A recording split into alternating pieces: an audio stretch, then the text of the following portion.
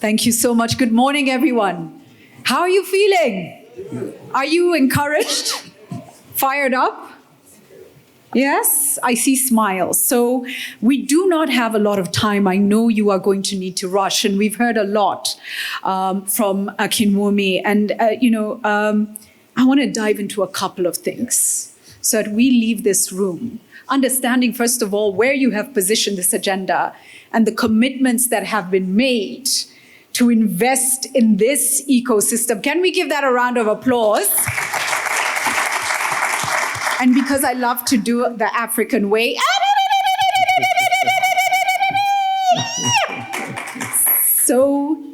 but to take us a bit deeper, you've highlighted the importance of agenda setting. And you've walked through the whole question around ratings, perception, risk, where Africa is today. I want to ask this room, did you really understand where we've been positioned by the world?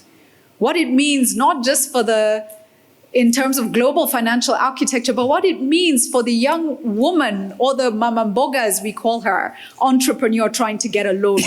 If you really understand and see that, please put your hands up. I see very few hands. There is a direct correlation. If we do not start to understand these things and the interconnection and handle these agendas, even just cost of finance for Africa, what's going to happen to this continent? If we don't find our common African voice, which does not always have to agree, but perspectives genuinely coming from the continent, what will happen to Africa? You know, the thing is, God loves Africa, Julie. In many ways. You get out, you see Africa has the highest solar irradiation in the world. The potential we have is 10 terawatts of solar, Julie. Hydro, 350 gigawatts of potential. You take a wind, probably have another 150 gigawatts of wind potential. Right here, we are in Kenya, where you have the Rift Valley, right? And the geothermal potential in Africa is about 15 gigawatts. And so it doesn't make any sense that we don't have electricity. I feel sometimes maybe the day of judgment will not be easy on us. Because, we pray, we need electricity. God, help us to have power. What are you praying about? Making the light bulb was done in 1860-something. And we're still trying to help to light that up? No, what I'm saying is this. What is bad? When I was in university, we used to have this way of talking. We say what is bad is not good. We've got to be able to realize that potential, you can't sell it. There's no market for potential. Nobody eats it, Julie. And so I think in shaping that narrative comes from doing the right things for our people.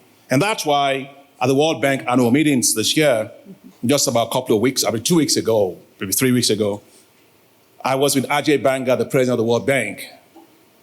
And I walked with Ajay and I said, Ajay, look, we have to make sure that we achieve 100% access to electricity in Africa. We cannot industrialize in the dark.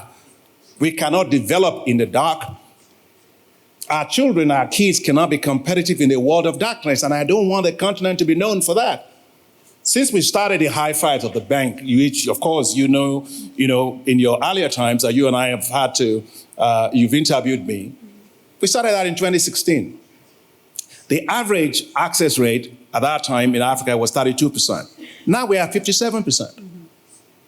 We still have some ways to go. And so I'm delighted to work with the president of the World Bank, Ajay Banga, to make sure that we can have cover 300 million people with access to electricity by 2030. But I don't know how many of you here read recently what the Financial Times editorial board said. Anybody read that? See, that's what I was talking about. The editorial board or the Financial Times, just on Saturday, released their editorial board's view about the Sahel. And you need to know what they said.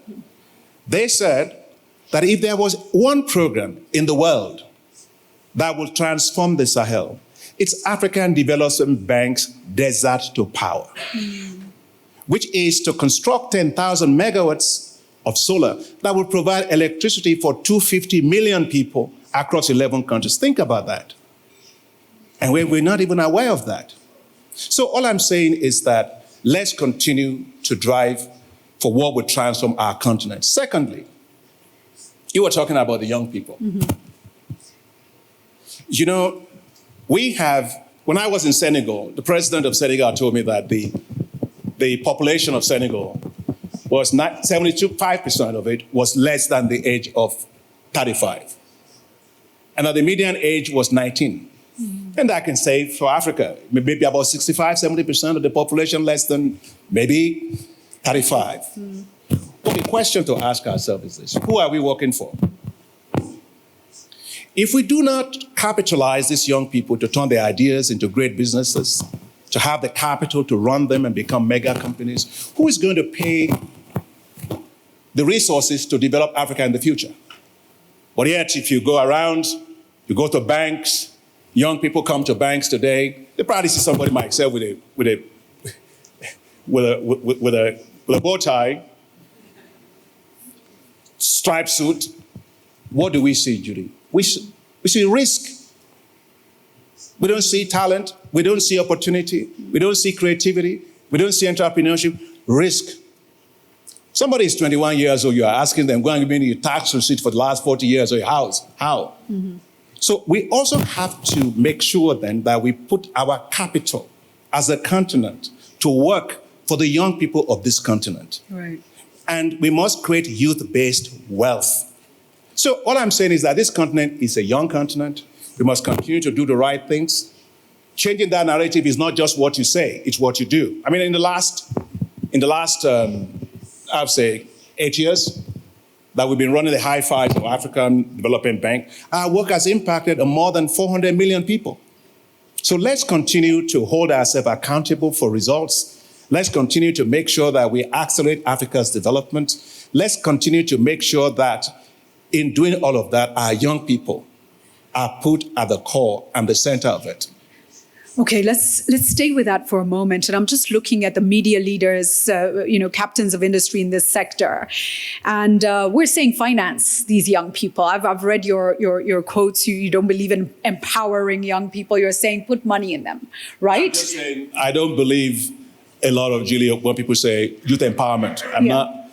And then I want to be clear, because since I've been going around, everybody tells me we're empowering the youth, but I don't see young people coming to me and say we are empowered. You're saying it's lip service. So, Do it. What I'm saying is the young people don't need the words. They need money.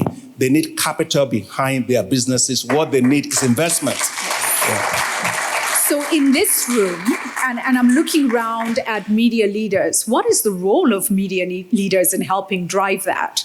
And then let's go a little bit deeper, right? For young people to succeed on this continent, in order for us to back them, there's got to be a lot of things that come together. So who are some of the other stakeholders that media leaders, you and I, should be speaking to align, and what should they be doing? Well, first, one of them is you actually. And you're talking about the MasterCard Foundation? No, you as a person. As a media, African media person. I hear you. Okay, I'm ready. You run something that I remember is African Leadership Dialogue. Leadership Dialogue. Yes. In focusing on what we need to do. So partnership with media is very important. Right. Focusing on the successful young people. Narratives are important. When you have a young person read about another young person that is successful, it changes everything. I remember when I went to Rwanda many years ago, I met with President Kagame. And he said, Akin, I want to talk to you about, because we have supported them to have this, what is called the Kigali Institute of Technology. You remember? Yeah. So, and he was telling me, he said, one day he was jogging in Kigali. And as he was jogging, there was a young lady jogging in the opposite direction. You're talking about who we should partner with. I want to make this point to say governments must do the right things. So he said, but the lady came and they pushed her away, yeah, because of the issues. Please do finish your sentence. Thank you. Thank you. I thought you wanted to say something. Thanks. So, Yes. but anyway, she was walking the opposite direction, so the soldiers stopped her. And she screamed, said, Mr. President, I need you to hear me because you supported me to go to the Kigali Institute of Science and Technology. And I want to tell you what I want to do. And so he spoke with her and, and she said, okay, give me an appointment. She came to the president's office. And he said, I gave her a small amount of money just to encourage her, let her go, and so on. She said she disappeared for 2.5 years. I never saw her.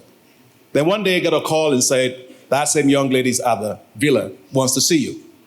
And she came in. You know what she told the president?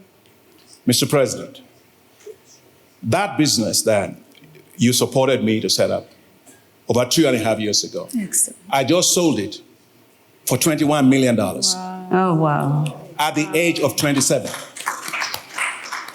And I said to the president, Mr. President, please work with other African presidents to jog at 8 o'clock every single day. We'll be able to get many of these things done. So I think lastly is just to thank also the MasterCard Foundation, because together with the MasterCard Foundation, tremendous support from Rita, all of you, we are creating what's called Youth Entrepreneurship Investment Banks. There are new financial institutions we are creating on this continent, which will basically provide capital for the business of young people, loans, debt, finance, technical assistance, business development services to grow their business in a life cycle. And we just, our board approved one for Liberia last year for $16 million. There'll be one working with you for about 8 more countries that we are doing. The fact of the matter is this, folks, just as I close, is that in a continent made of young people, and we talk about risk, the biggest risk is not supporting them. The risk is not about supporting them. The risk is about not supporting them. Yeah. And we must therefore put our capital at risk on behalf of the youth of Africa. Otherwise, it will be the biggest risk we ever had.